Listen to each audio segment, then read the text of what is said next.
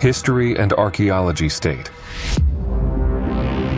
The hunter-gatherers managed to organize and find a way to cut and transport 16-ton pillars up a hill and arrange them in a circular ritualistic pattern.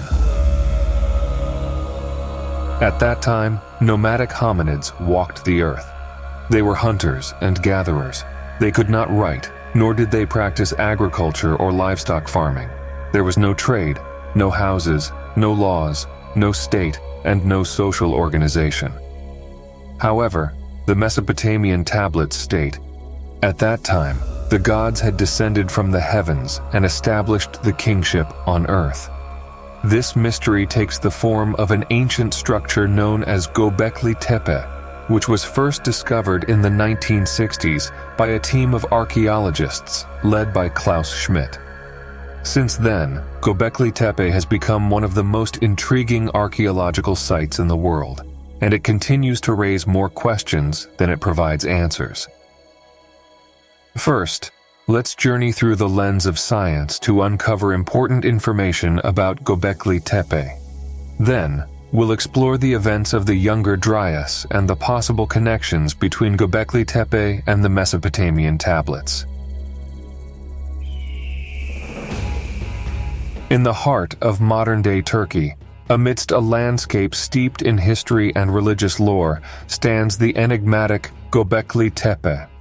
Translating to pot-bellied hill, this ancient marvel is situated roughly 16 kilometers northeast of Urfa, historically known as Edessa. Its discovery in the 1990s revolutionized our understanding of early human civilization. Dating back to an astounding 10,000 BCE, Göbekli Tepe is recognized as the world's oldest human-made worship site, predating significant milestones like pottery, metallurgy, and even the dawn of agriculture. The site's architecture is a marvel in itself. Towering T-shaped limestone pillars, some reaching up to 16 feet, dominate the landscape. These monoliths are meticulously arranged in circular patterns and are intricately adorned with carvings. The artwork, ranging from depictions of lions, spiders, and snakes to gazelles and foxes, provides a glimpse into the spiritual beliefs of its creators. Abstract symbols interspersed among these carvings hint at a universally shared cultural significance. Göbekli Tepe's terrain is also scattered with Neolithic flint instruments, from knives and cleavers to arrowheads. These tools not only highlight the site's sacred nature, but also showcase the advanced craftsmanship of its builders. The absence of everyday life artifacts, such as cooking hearths, suggests that Göbekli Tepe was not a residential area, but a dedicated spiritual hub. The prominence of vulture carvings, believed to play a role in transporting souls to the heavens in ancient beliefs, further emphasizes its religious importance. The site's construction, achieved without metal tools or advanced technology, is a testament to the sophistication of its builders. The pillars, carved and transported over vast distances without wheels, might have been arranged to reflect astronomical alignments or seasonal cycles. This precision hints at advanced social structures and a deep understanding of contemporary technologies.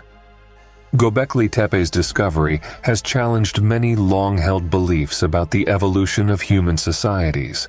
It was previously thought that the rise of civilization and the advent of agriculture were gradual and intertwined processes. However, the grandeur of Göbekli Tepe suggests that complex societies might have existed even before agriculture took root in the region. This monumental site, constructed without the aid of advanced tools, showcases the skill and vision of its creators.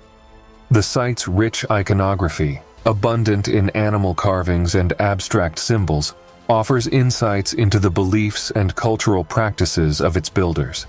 These symbols, bearing resemblances to motifs found in ancient Egyptian, Mesopotamian, and even Hindu traditions, indicate a possible shared belief system across early human societies.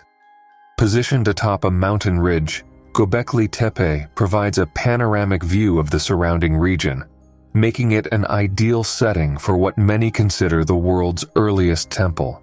Its proximity to Urfa, a city with deep religious roots, enhances its spiritual significance. The region itself, once a lush haven teeming with wildlife and wild crops, has transformed over millennia into a semi-desert. This shift in landscape has led some scholars to draw parallels with the biblical Garden of Eden, speculating that Göbekli Tepe might have been at the heart of this paradise. Evidence from the site, especially the vast amount of animal bone fragments, paints a vivid picture of grand ceremonies and feasts. These remains, primarily from wild species like gazelle and boar, suggest that Göbekli Tepe was a gathering spot for hunter-gatherers. These early humans might have congregated here for religious ceremonies, seeking guidance or communion with the divine. The surrounding region of Göbekli Tepe offers additional layers to its significance.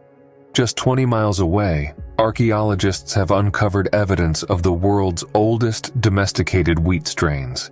This discovery challenges the conventional narrative that religious structures like Göbekli Tepe emerged as a result of settled agricultural communities. Instead, it raises the intriguing possibility that the desire to build such monumental religious sites might have driven the transition from nomadic to settled lifestyles. Göbekli Tepe shares architectural and symbolic parallels with other ancient sites, notably Navali Kori. The T-shaped pillars, similar to those at Navali Kori, feature reliefs that seem to depict human hands, hinting at anthropomorphic representations. Such similarities underscore a shared cultural and spiritual heritage among ancient civilizations, revealing their collective pursuit of understanding the divine. However, the fame of Göbekli Tepe has also brought challenges. The theft of a T-shaped stele in 2010 CE highlighted the vulnerabilities faced by such invaluable sites. The global attention it garnered made it a target for art thieves and illegal antiquity dealers. In response, measures have been implemented to ensure its protection and preservation for future generations. The architecture of Göbekli Tepe, with its monolithic pillars connected by segments of dry stone walls, forms a series of circular or oval enclosures. The central pillars, believed to have once supported roofs, silently bear witness to countless ceremonies and gatherings over millennia. The terrazzo floors, crafted from burnt lime, capture the Anatolian sun, adding to the site's majesty. The artwork on these pillars, a blend of natural and abstract motifs, provides insights into the Neolithic psyche. These depictions, from wild animals to abstract shapes, likely served as sacred symbols, their meanings known to the local populace. These motifs, while rooted in their culture, resonate with themes found across ancient civilizations, suggesting a shared tapestry of beliefs. The sheer magnitude of its construction, predating even the earliest known civilizations, has led to numerous theories about its origin. One such theory, rooted in ancient Sumerian myths, posits that this monumental site might not have been the work of humans alone, but possibly constructed by the Anunnaki, a group of deities described in Sumerian, Akkadian, Assyrian, and Babylonian mythologies. The Sumerian clay tablets, some of the earliest written records known to humanity, offer a wealth of myths and legends that provide a glimpse into the beliefs of ancient Mesopotamian cultures. Among these, the Sumerian king list stands out. This ancient manuscript lists rulers of Sumer, their supposed lengths of reign, and the locations of their rule. Intriguingly, the king list begins with the statement that kingship descended from the heavens, suggesting that the earliest rulers were not of this earth. These initial kings reigned for incredibly long periods, some for tens of thousands of years, further fueling speculations about their otherworldly origins. The Atrahasis epic, another significant Sumerian text, delves into the creation of humanity. According to this narrative, the gods, burdened by labor, decided to create humans to bear the workload. The god Enki and the mother goddess Ninhursag, also known as Ninmah, played pivotal roles in this creation process.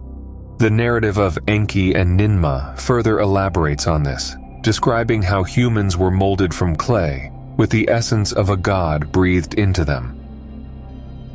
This divine intervention in human creation aligns with the idea that the Anunnaki, being superior beings, might have had the capability and knowledge to construct something as grand as Göbekli Tepe.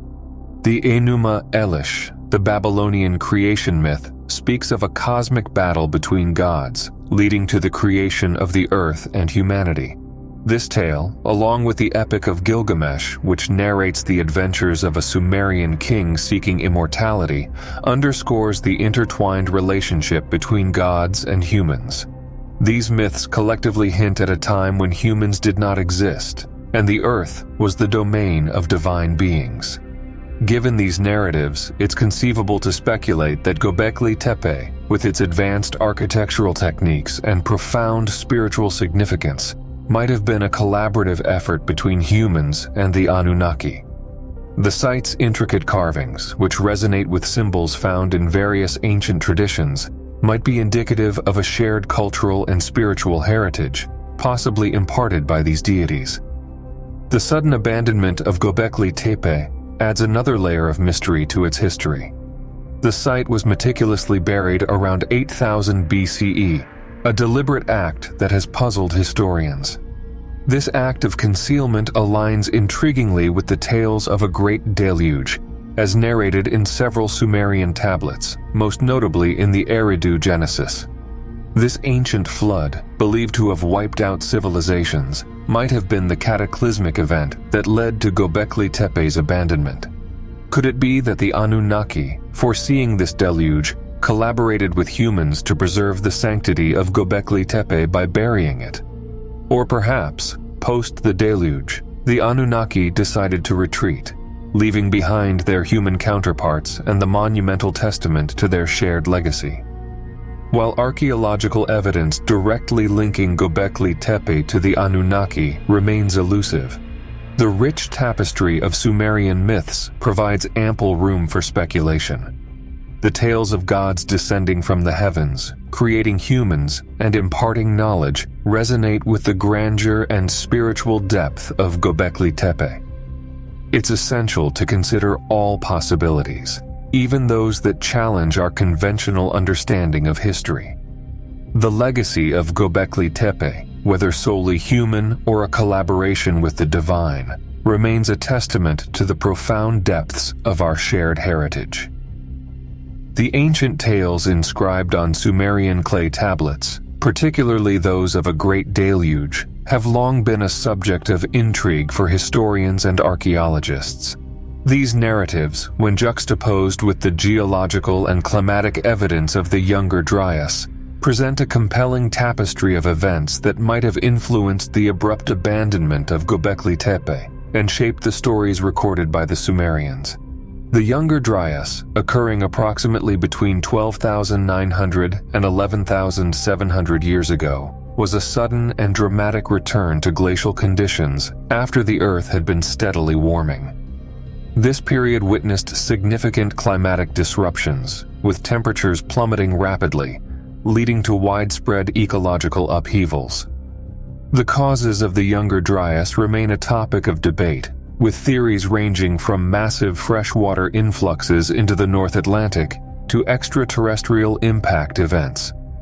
The environmental cataclysm of the Younger Dryas would have had profound implications for the nascent human societies of the time. The sudden cold snap would have disrupted food sources, leading to famines and forcing communities to migrate in search of more hospitable lands. It's conceivable that such a dramatic shift in climate and the ensuing societal upheavals could have been the catalyst for the sudden abandonment of Göbekli Tepe. A site of immense spiritual and possibly communal significance might have been left behind as its inhabitants grappled with the very tangible and immediate threats to their survival. The emphasis on certain animals in Göbekli Tepe's carvings, particularly those that aren't typically associated with domestication or hunting, might be indicative of the changing fauna during the Younger Dryas. These carvings could be homage to the creatures that thrived in this new, harsher world, or perhaps symbolic representations of the challenges faced by the people of that era. The tales of a great deluge, as recorded in the Sumerian tablets, particularly in the Eridu Genesis, bear striking resemblances to other flood myths from diverse cultures around the world. These narratives often speak of a cataclysmic flood, sent as divine retribution, wiping out most of humanity, save for a chosen few.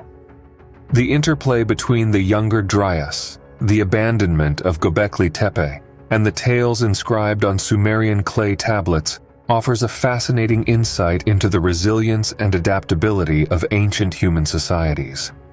While we may never fully unravel the mysteries of Göbekli Tepe or decode every symbol on the Sumerian tablets, the convergence of myth, history, and geology provides a multidimensional lens through which we can explore our shared past. However, at the end of this video, I must make it clear that I am deeply perplexed by the current state of our society regarding the exploration of knowledge, information, science, and especially the combination of different knowledge in search of the truth. As many of you already know, my background is academic. I have a bachelor's degree in library science and 2 postgraduate degrees, one in philosophy and another in people management. Furthermore, I worked professionally in the academic field, in the context of higher education for over 10 years. So, as a qualified librarian in higher education, I am fully knowledgeable about databases, data management, cataloging, scientific organization, research, scientific methodology, and technical writing. Besides, I am a tireless truth seeker and have studied the original Mesopotamian texts, among other various books. As a recent investment in the work I have been developing on this channel, and in the constant search to improve the quality of the information I offer you, I subscribed to JSTOR, a scientific database that contains scientific articles and various documents from researchers and academic explorers on the subjects I discuss here. Thus, I can bring you credible information. I realize that this is one of the differentiators I can make on this channel and in your lives. I fully support current science and the scientific method, which are the result of the Enlightenment that illuminated the darkness of the ages when the Church was the central power in the Western world, choosing the dominant worldview and imposing its truths throughout the world. But even today, at the dawn of this new century and millennium, we still have much of the scientific information tied to these institutions. Although it is true that many of them have already abandoned a more restricted view to allow different fields of exploration. However, these 2 strands still within the scientific field, science itself and the scientific control carried out by various institutions, I still think it is necessary to defend science at the risk of once again heading towards obscurantism. On one side we have science, on the other we have obscurantism. However, I must warn of the opposite and inversely proportional. On one side we have science doing science. We easily find science that, instead of worrying about doing science, is concerned with attacking what it calls pseudoscience. And as I have already argued here, we need to debunk the debunkers. What many call pseudoscience, I seek for intelligence and correlation between different subjects, in search of the truth. When looking for combined information between Göbekli Tepe and the Younger Dryas, I was flooded with various archaeologist authors concerned about the growing number of writers doing what they call alternative archaeology, or outright pseudoscience.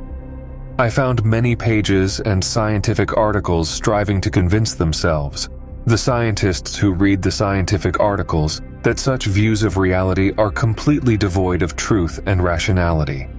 It is at these times that I wonder how we went from obscurantism to the age of reason. And how can we easily find obscurantism itself embedded within reason? Why is it so hard to correlate subjects? Why is it so hard to accept saying that we just don't know? Or perhaps we can simply give a chance to the unknown, because maybe, just maybe others, not just the scientists, might be closer to the truths, right? I say this as someone with a postgraduate degree in philosophy, recalling Plato. His work is extensively used, cited, and debated. However, we can find accounts of the civilization of Atlantis in Plato's writings. Atlantis is believed to have disappeared around 9000 BC, around the same time the Younger Dryas might have occurred. Furthermore, Göbekli Tepe is thought to have been built and suddenly abandoned during this period. Add to all this the fact that the Mesopotamian tablets mention the flood events, which resonate in all human cultures and mythologies. Shouldn't these intersections of information be viewed favorably? When looking for information about Göbekli Tepe, I had the opportunity to read some scientific articles, and I had the chance to read the article written by the very archaeologist who discovered Göbekli Tepe, Klaus Schmidt. In his article, Göbekli Tepe, Southeastern Turkey, a preliminary report on the 1995 to 1999 excavations, he states that the hunter-gatherers had immense difficulty in carrying all those stones weighing over 50 tons. However, it was they themselves, the hunter-gatherers, without any social structure or possibility of cutting those stones, without any kind of equipment. Regarding this, honestly, I reserve the right to remain silent. And you, who are watching this video, are invited to write in the comments what you think.